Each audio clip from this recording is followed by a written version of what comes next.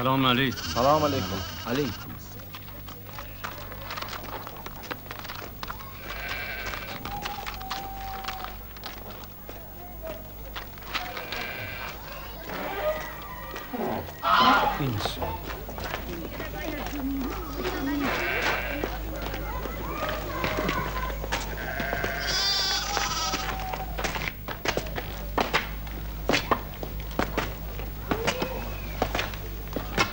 وای بر من، وای بر دیار سامان، اگر مرا ببینند و باز شناسند.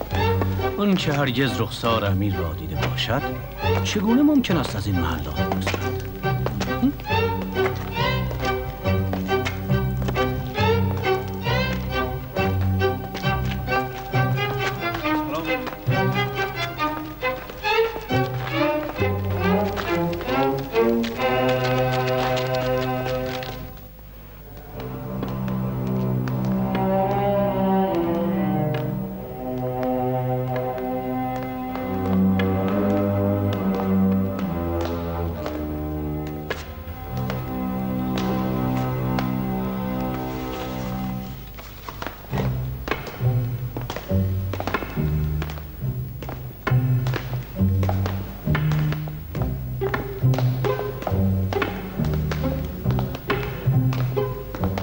دستش به رعایا آلوده است، اما میگویند طبیبی حاضر است.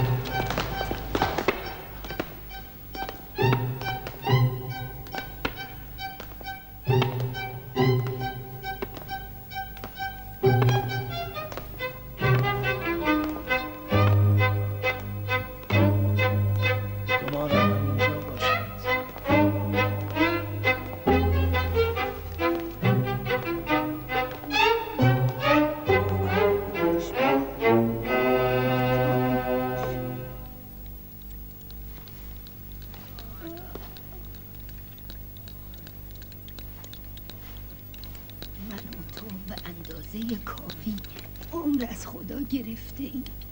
اینقدر بیتابی نکن مرد، تاب بیاور. راه رفتنی را باید رفت.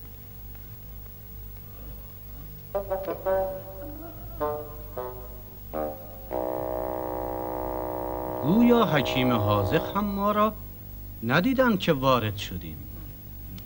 از من انتظار کرنش که ندارید. نه نه نه، هرگز هرگز. ما مستمندانی هستیم که برای معالجت آمده ایم.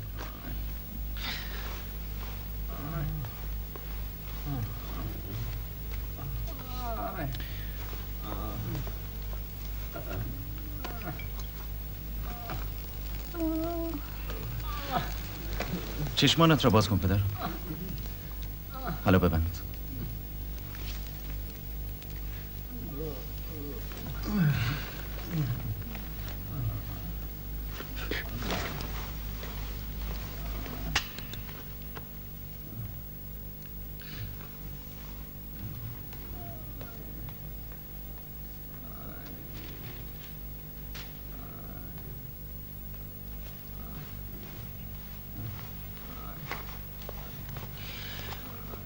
داروی شما را درون این 2 کیسه ریختم.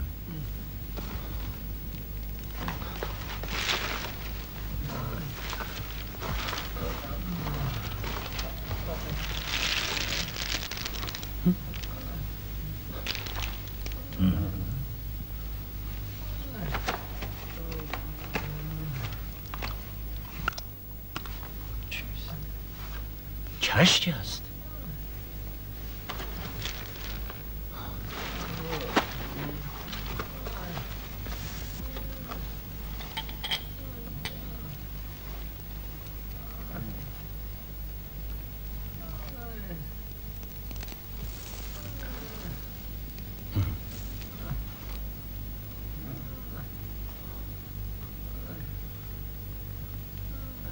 چیست؟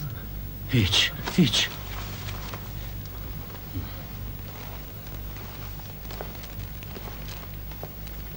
این یکی جو است؟ آری.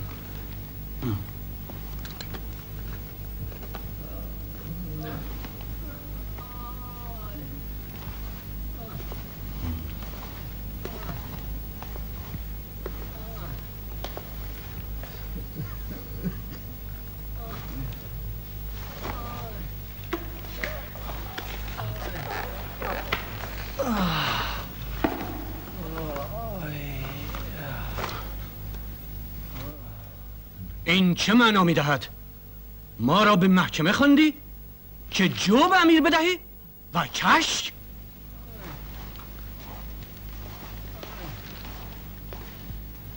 بهترین غذای رعایا نان جو و کشک است. اکنون باز می‌گردم.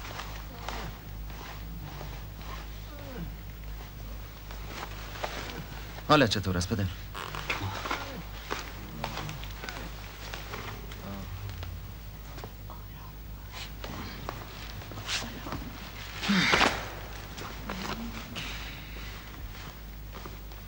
به سخنم گوش دهید. امیر جو را به آسیاب میبرد، آرد میکند و از آرد خود نان میپزد و 7 روز نان جو و کشک میخورد، نانی که خود پخته. رعایا برای تحصیل جو مشقت بسیار میکشند. آن مشقت را از امیر دریغ کردم. پس از 7 روز به دربار میرود، بر تخت مینشیند و هیچ نمیخورد تا من به دیدارش بروم. در این 7 شب و 7 روز هیچ کس نباید امیر را بشناسد. شما می توانید در محکمه من یا در مسجد بخوابید. تمام این کارها برای معالجه است؟ آری. و در آن جای تخطی نیست. در این 7 روز تخت خالی خواهد ماند. 70 روز هم خالی بماند، آسمان همان آسمان است. این بی‌حرمتی دیگر غیر قابل گذشته است. راه دیگری برای معالجه نیست. وای بر تو اگر پس از هفته‌ای نتیجه‌ای نگیرد. لااقل یک نتیجه میگیرد. امیری با زندگی رعایا آشنا می شود.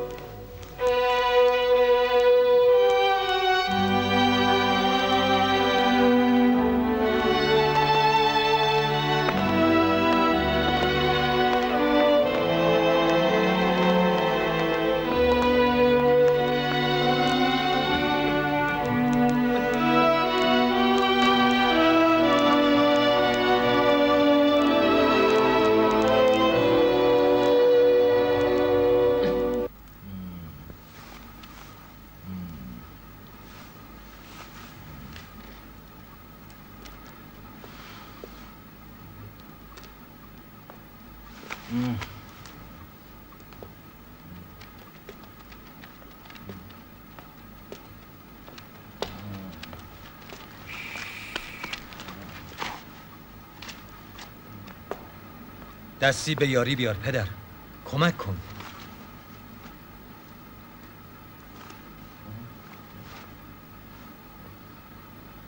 چه کسی کمک کند؟ من؟ سخن بدی که نگفتم. نه نگفتی، کمک میکنم. پس برخیز.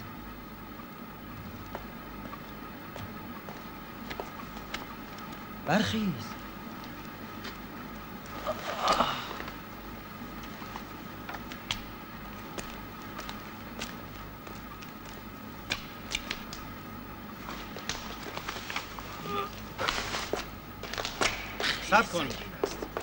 صبر کن پدر، کار پیرمردان نیست.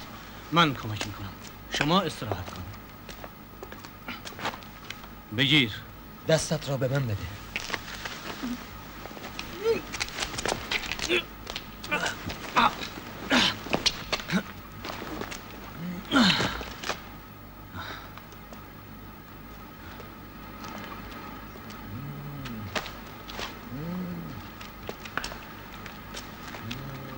جو آرد شد؟ آری حاضر است. اینجاست. این است. بروید.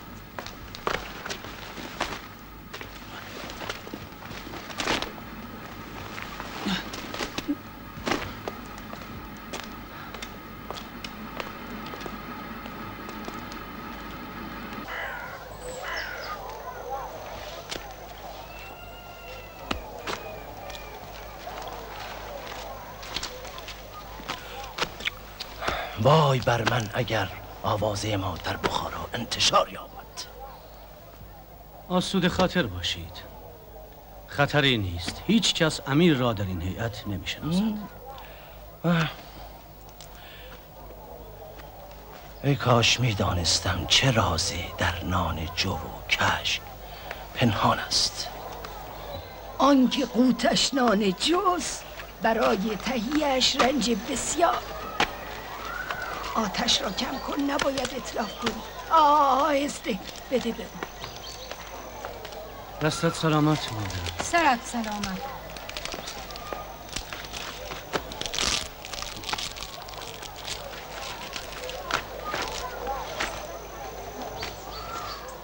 برخیز برویم.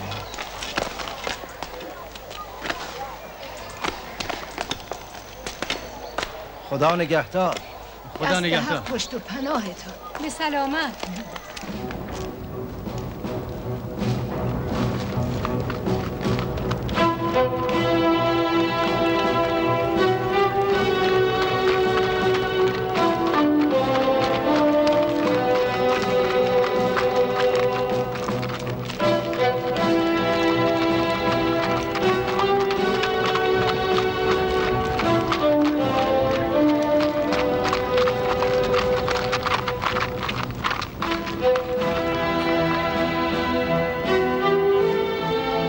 باید مرزبانی سامانی باشد. خودش هست. در این 7 یا 8 سال هیچ تغییر نکرده. 8 سال؟ آری به گمانم 8 سال. باید برومند شده باشد. بخارا را میگویی؟ و علی سینا را میگویم. ملک خان امیر سلطان محمود او را شیخ خواند. دیگر نباید حسین آن کودک پیشین باشد. نباید او را بر شاخ درختان بیابی. به گمانم آری.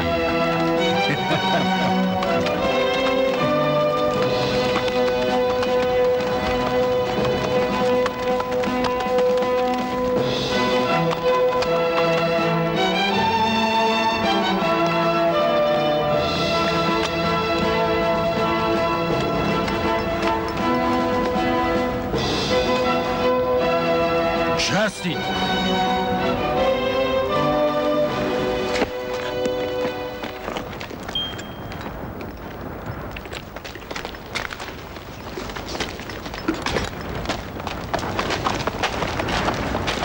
در پی شیخ بو علی سینا آمده اید.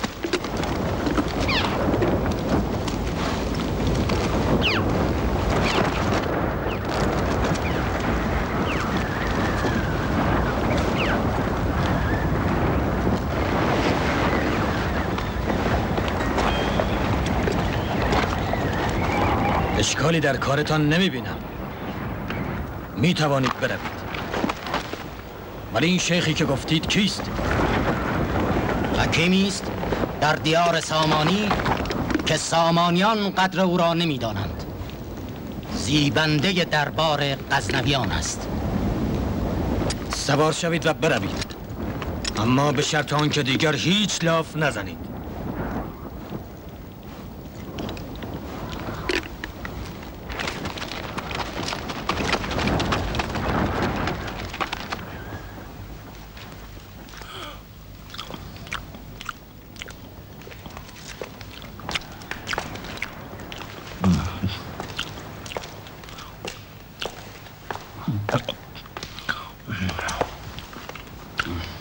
پیشای تو نیز بخور.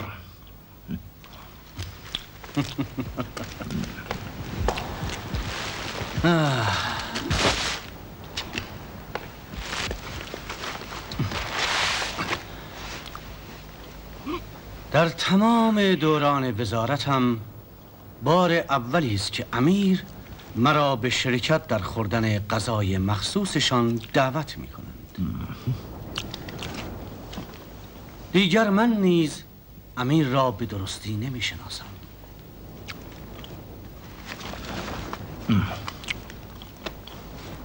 بسیار گرسنم. غذای مطبوعی است. چه رازی در آن نهفته است نمیدانم. بخور. بیا بخور. بخور.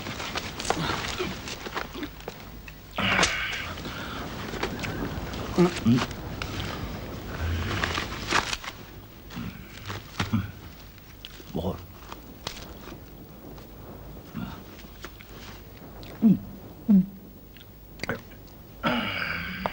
بخور.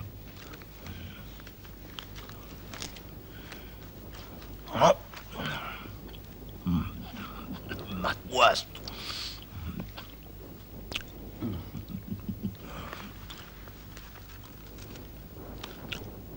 اشتهایتان نشانه بهبودی است.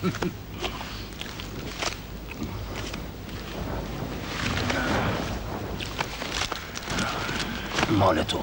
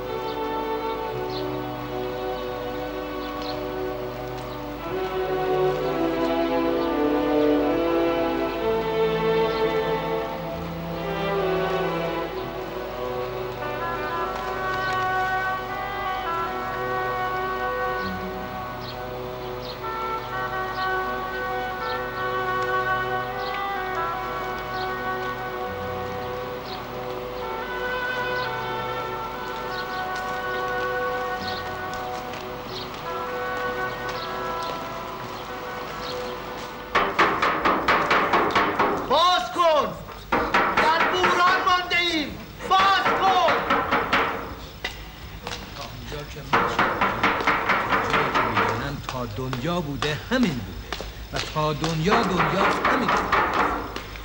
من که در تمام میگویم سلطان محمود غزنوی به مرزهای من باز گرسنه‌ای در سرما.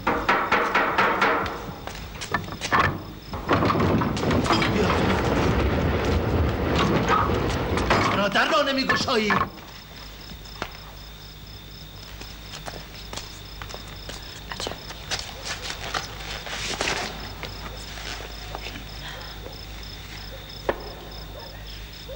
اینجا دیگر چگونه جایی است؟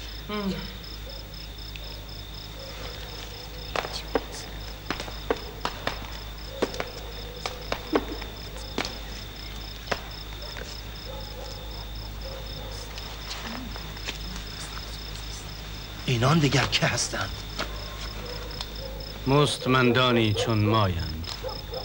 درست است، درست است.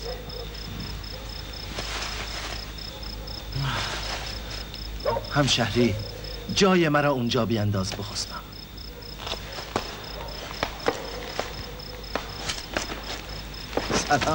سلام. آسوده باشید بخسبید.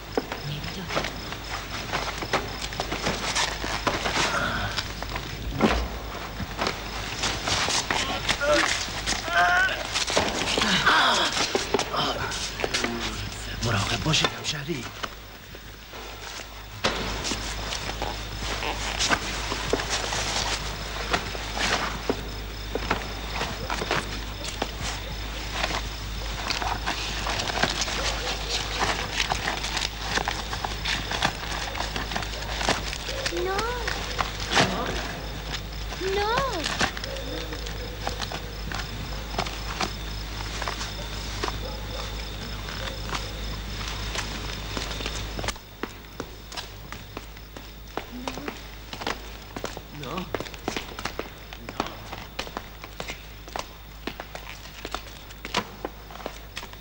چرا ایستاده اید مرا نظاره میکنید؟ بروید بخوابید. بروید.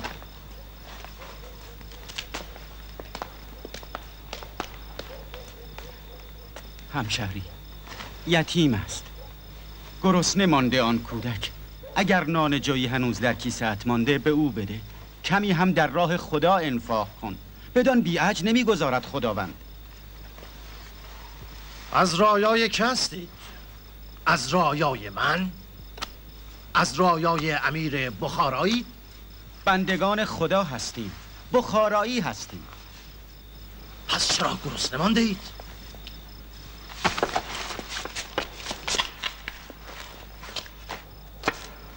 از جانب ما به هر کدام 3 دینار زر بده.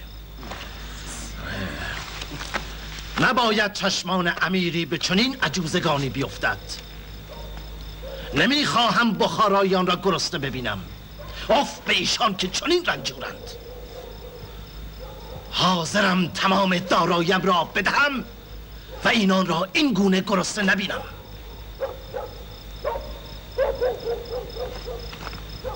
بخارایی، ما را عفو کن. همسفر من مشعر درستی ندارد. گاهی میاندیشد که امیر است. آری برادران، هنوز در کیسه مقداری نان جو مانده. به ما هم بده. بیایید. به من هم. بگیرید. بیایید. به من هم بده. بیایید. به من هم. به من هم. این هم برای شما. بگیرید. چه میکنی هوشمند؟ ممکن است خودمان گرسنه بمانیم پس از دیگر. پس اگر صلاح میدانید به ایشان دینار طلا بدهم. دینار طلا؟ در تمام زندگیم هرگز 1 دینار طلا ندیدم. بروید، بروید بخسبید. بروید. بروید دیگر. برو. بروید بخسبید. بروید. کم است. بروید بخسبید. برو. برو. چه میگوید؟ این مرد دیوانه است. خداوند عقلش را به او پس بدهد.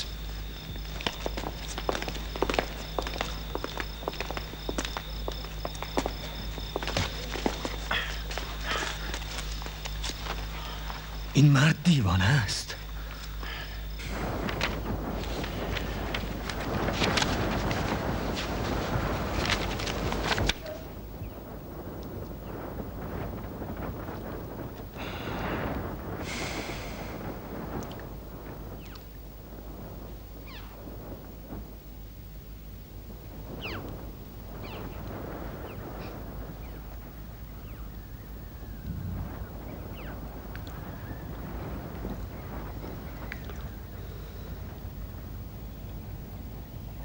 چه میخوانی؟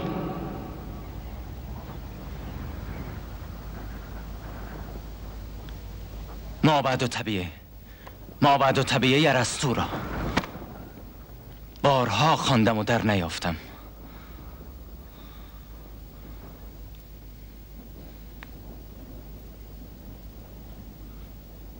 کی هستی تو؟ چوپانی هستم. گوسفندانت کجایند؟ در پایین دره نزدیک کناره کوه هستند. مایوس نباش، بیش بخوان. 40 بار خواندم. تمام مطالب کتاب را از بر دارم. 40 بار خواندم و در نیافتم. بیش بخوان. آنچه در روزگار جوانی فراگیری تا روزگار پیری با توست. از خدایت استمداد کن.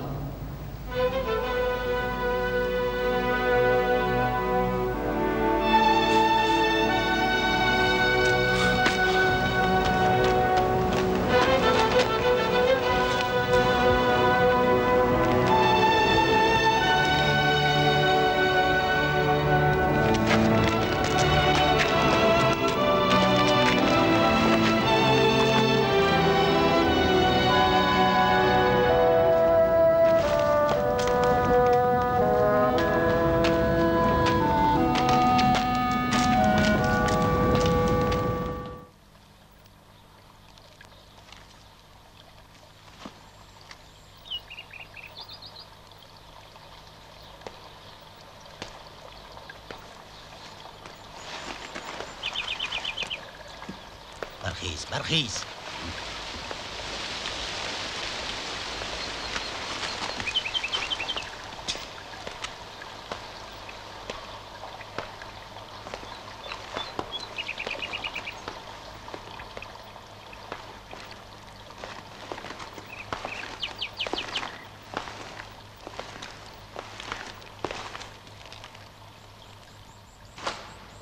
سلام بر بانو.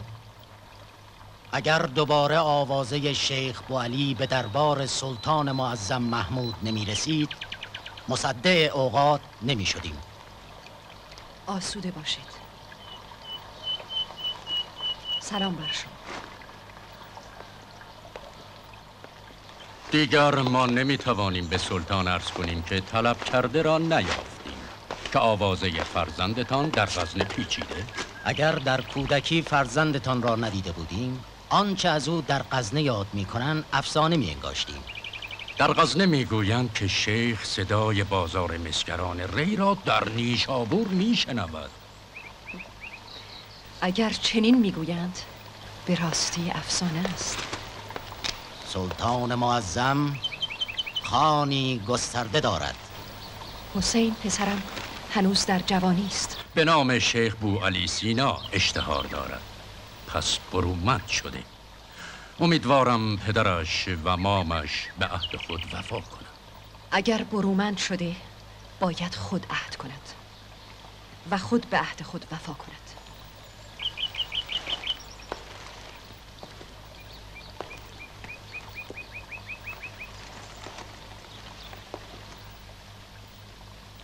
اما گویی دو پیک سلطان معظم محمود شأنی ندارند که شیخ بوعلی به دیدارشان بیاید. شأنی شایسته دارند که مامش آمده. پسرم در خرمیسن نیست.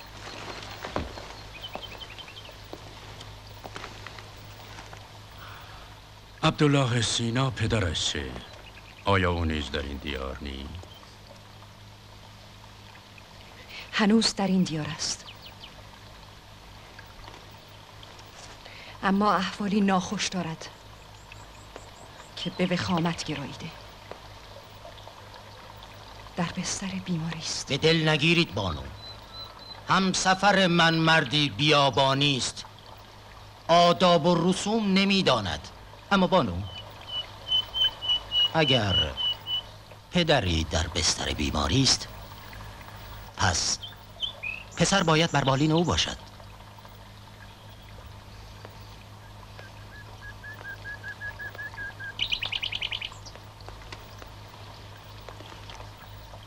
شما نیز آداب کم می‌دانید. از من دروغ نشنیدید. همان که گفتم راست بود. همان که شما میگویید شیخ بوعلی و من میگویم پسرم در خرمیسن نیست. اگر از احوال پدر به درستی خبر می داشت اینجا بود. پوزش می طلبم و سخن بانو را باور دارم، به شرط آنکه بگوید شیخ بوعلی سینا را کجا می توانیم بیابیم؟ در بخارا. او را چگونه بیابیم؟ اگر بخت یار او نباشد به هر حال او را میابید. به نام است در بخارا.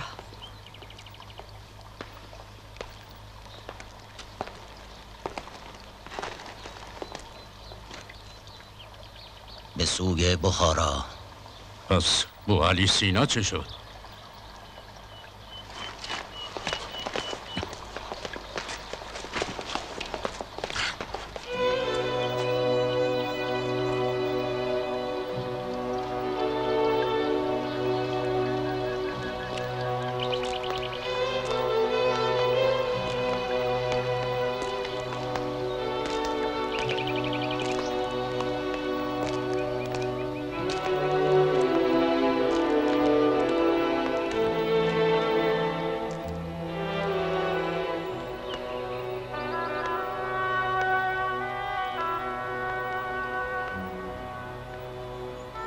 بستر را ترک کردید.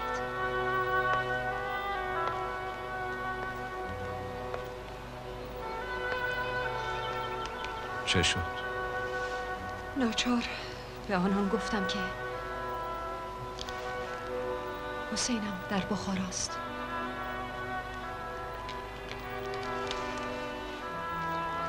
رهایش نمی کند. ترسم این است که سلطان محمود او را بیابد و من که پدرش هستم او را نیابم. اگر عمر هم نماند که حسین را ببینم، از جانب من حسین را نصیحت کن که در دیار سامانی نماند. سلطان محمود روزی بخارا را مسخر خواهد کرد. محمود آنچه بخواهد به چنگ خواهد آورد. سوز سردی می آید. اینجا نمانید.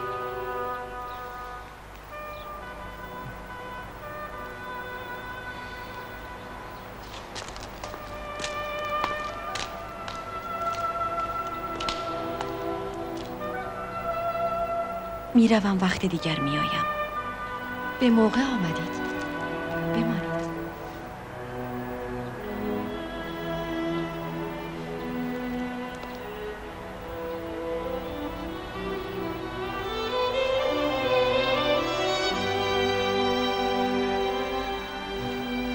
برای گرفتن درس آمدید.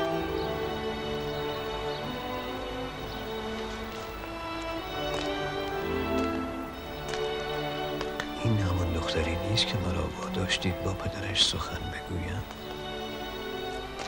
خود اوست.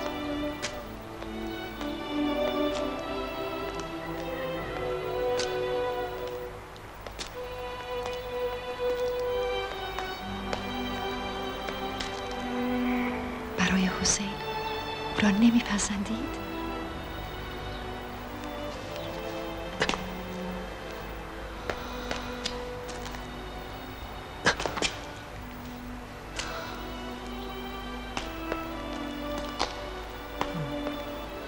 شایسته است.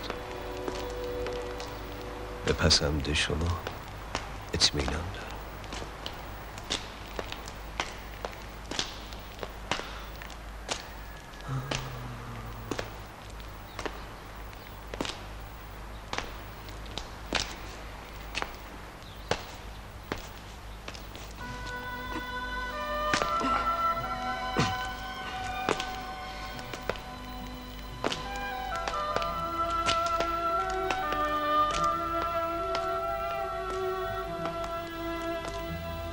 مهرشان بر یکدیگر افتاده؟ در کودکی چنین بوده، در بزرگی نمیدانم. اگر مادری چون تو داشتم در انتخاب همسر آسوده می بودم. مگر به آسودگی انتخاب نکردید؟ هرگز. دشوارترین روز زندگیم بود. بروید همسر حسین را تنها نگذارید.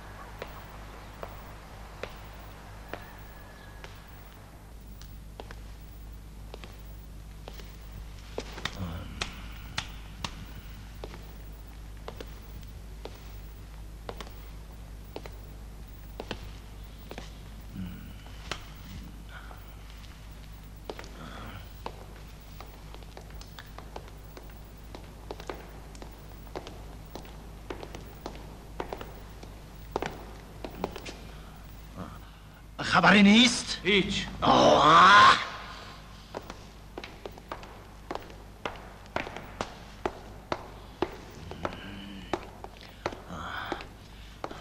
من بسیار گرسنه‌ام. تا طبیب نیاید و دستور غذا ندهد به خاطر سلامت خودتان و سعادت رعایا بهتر است گرسنگی را بپذیرید. قرار من و او بر این بود که پس از 7 شبانه روز به تخت بیایم که آمدم. در این 7 شبانه روز رنج بسیار بردم. هر روز برایم تابستانی و هر شام برایم زمستانی گذشت. در عوض سلامت خود را باز یافتید. طبیب حاذقی است پور سینا.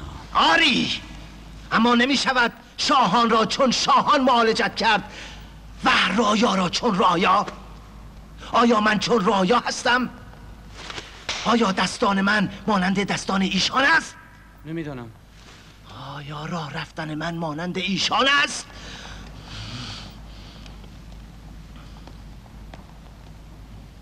خواهد آمد.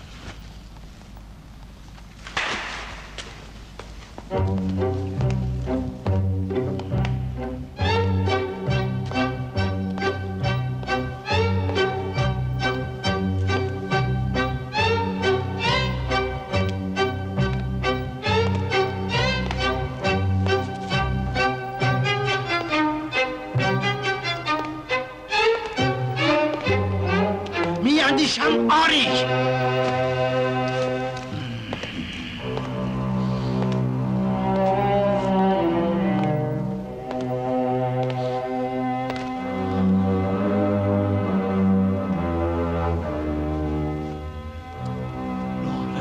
شاهان را فراموش کردم. پشتم قدری گوش شده است. باید راست بایستم و راست راه بروم.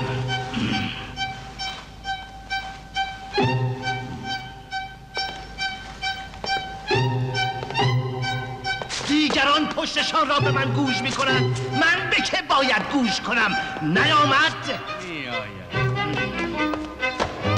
بگویید خادمان غذای شاهان را بیاورند.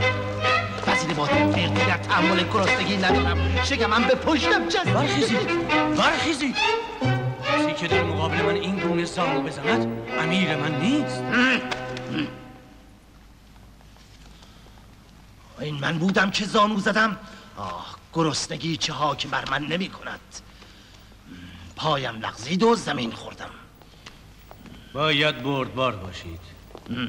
ممکن است معالجه ناقص باشد و خدای ناکرده بیماری عودت کند برای امیر.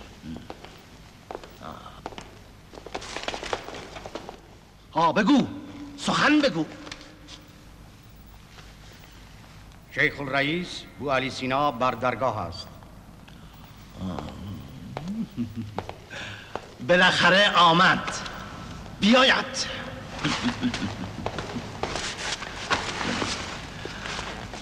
به او همسنگ من احترام کنید. این دستور برای هم است.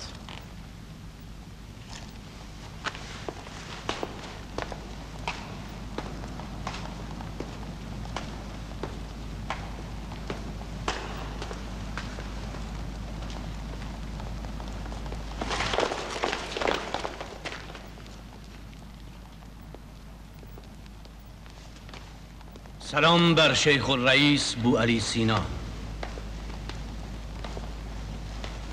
سلام بر شما. بیمار من چگونه است؟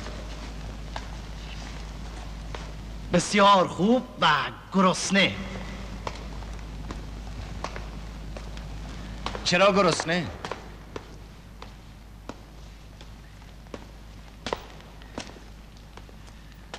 مگر نان جو نمانده؟ نان جو در پای تخت هرگز. اگر بر دستی ببینم آن دست را قطع می کنم. در دست من کتابی بیش نیست. من با فراست دریافتم که غذای امیر را با سمی مهلک مسموم می کنند، اما آنقدر کم می ریزند تا امیر را با مرگی تدریجی بکشند و شکی بر نینگیزند. این را پس از معاینات بسیار دریافتم و دقت بسیار.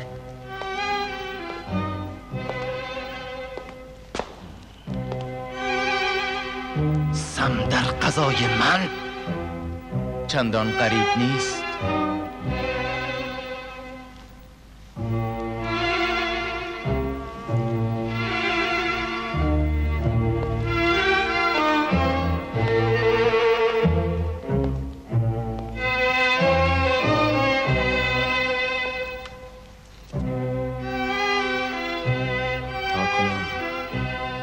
آنچه گفته ای راست بوده است.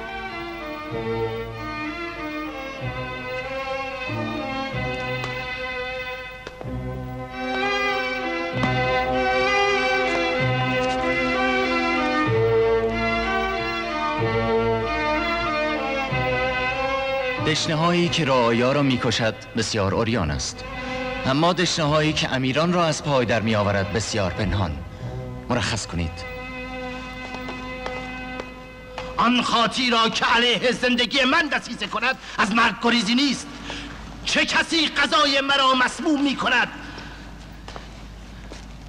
کار من طبابت است، نه کشف خاطی و خیانتکار. خاطی را هر که باشد خواهیم یافت. اجازه مرخصی میخواهم. حق و زحمه نمیخواهی؟ میخواهم. امیر بخارا جز طلا نمیدهد. در تقاضای کرامت از امیر سامان هرگز امساک نکن. امساک نمی کنم، اما طلا نمیخواهم. امیر کتابخانه بزرگ دارد، اجازه ورود به کتابخانه را میخواهم. کتابخانه امیر در اختیار توست. دانش تو کمتر از طلا نیست. این یکی را نیز درست گفتی. مرخصی. منت دارم.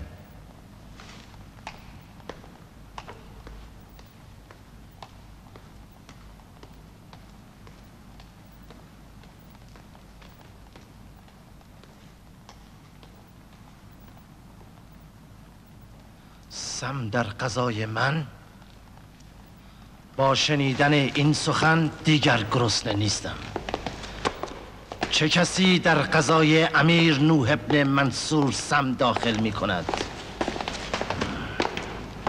باید از نزدیکان باشد.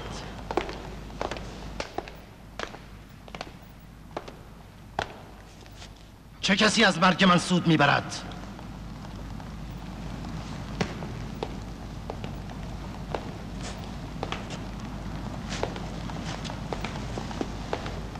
من سود نمیبرم.